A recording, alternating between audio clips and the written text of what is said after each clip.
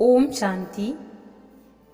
दादी मनोहर इंदिरा जी ने दीदी मनमोहिनी के साथ का अनुभव इस प्रकार सुनाया था। हैदराबाद सिंध में दीदी जी का लौकिक जन्म एक धनी मानी घर में हुआ। दीदी का लौकिक नाम गोपी था।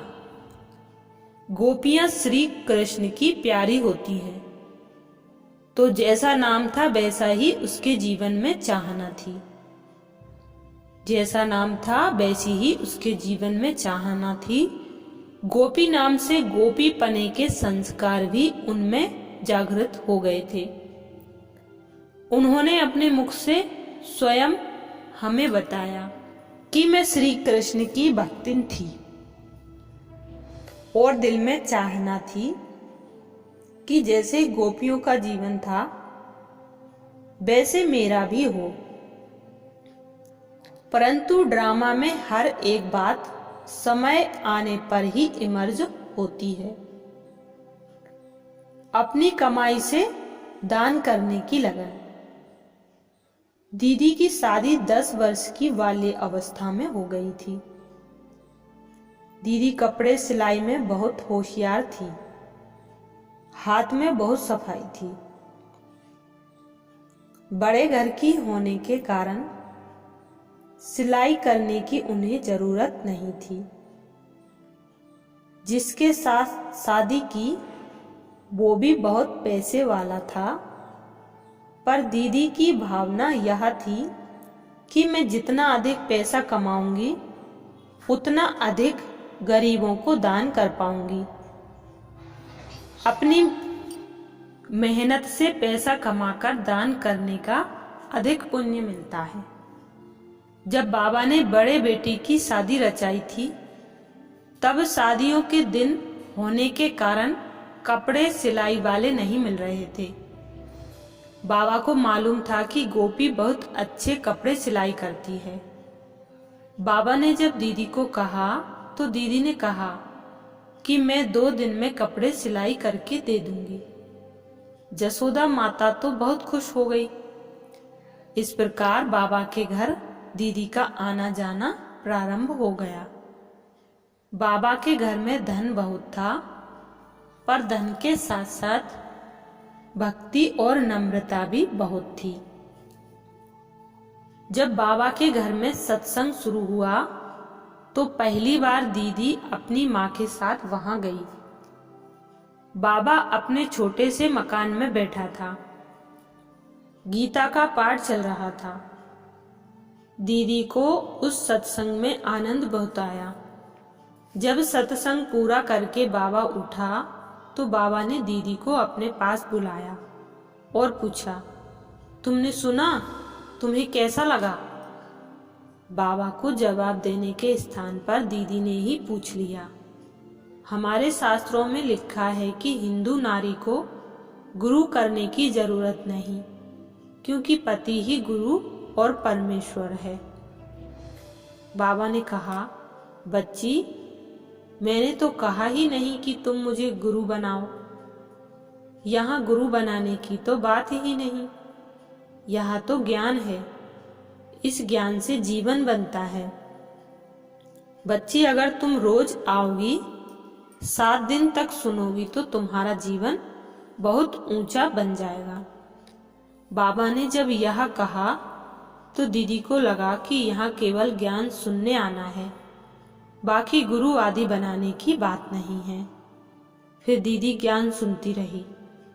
ज्ञान तो बुद्धि में कम बैठा, लेकिन जब बाबा को देखती थी तो बाबा के साकार स्वरूप से श्री कृष्ण की भाषणा आती थी।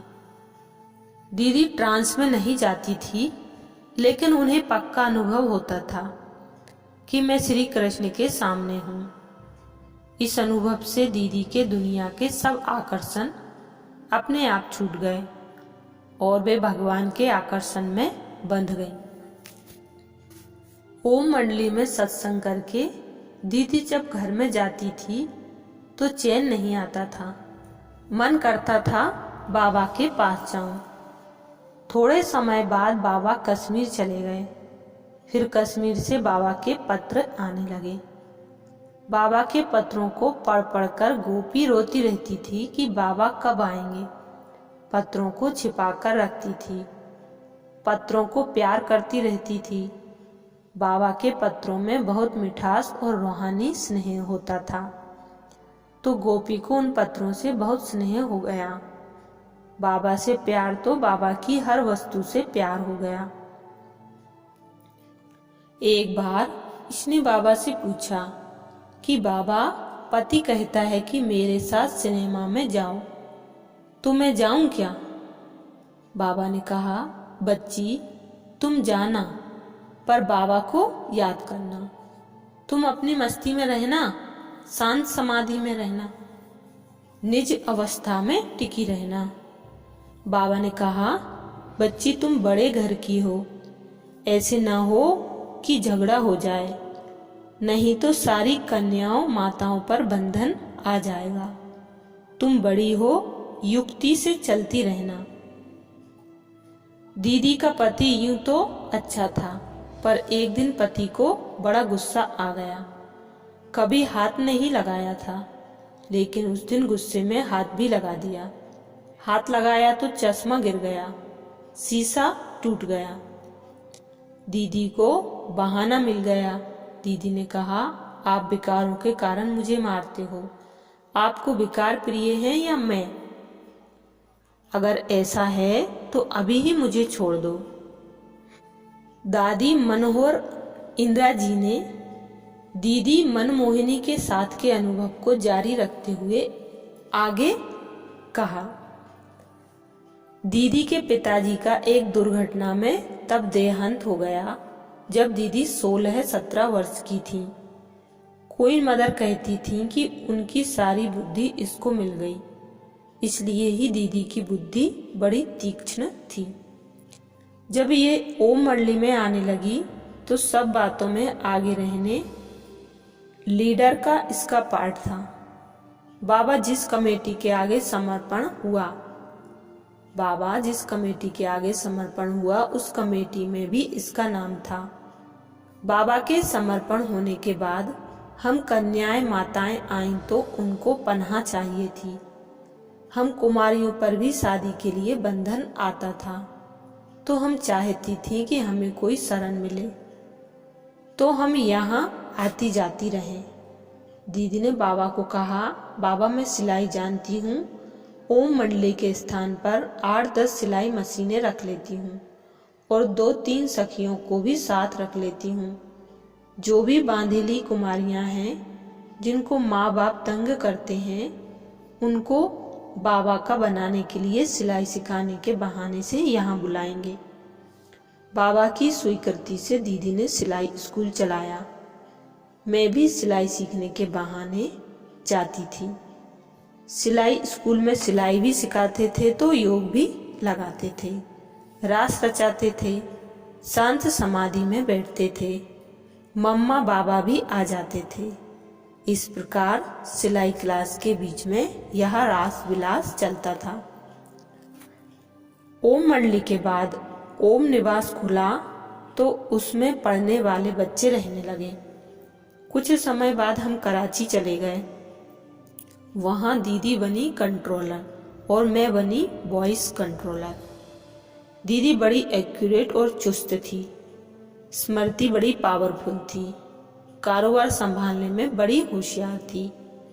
यज्ञ का सारा कारोबार इनके हाथ में था। कपड़ा देना, फैंसी सामान देना आदि आदि सब सेवाएं करती थी।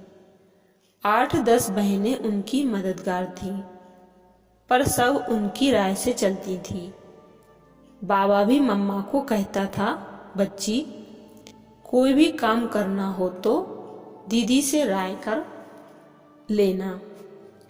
मम्मा कुमारी थी, यह अनुभवी थी, माता थी, इसलिए बाबा कहता था दीदी से हर एक कार्य में राय लेकर इसे आगे लगा देना। बाबा के कहे अनुसार मम्मा पूछती थी, दीदी इस बात में आपकी क्या राय है?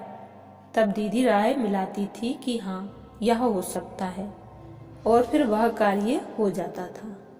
इस प्रकार कराची में हम कई वर्ष रहे। फिर हम माउंट आबू आए।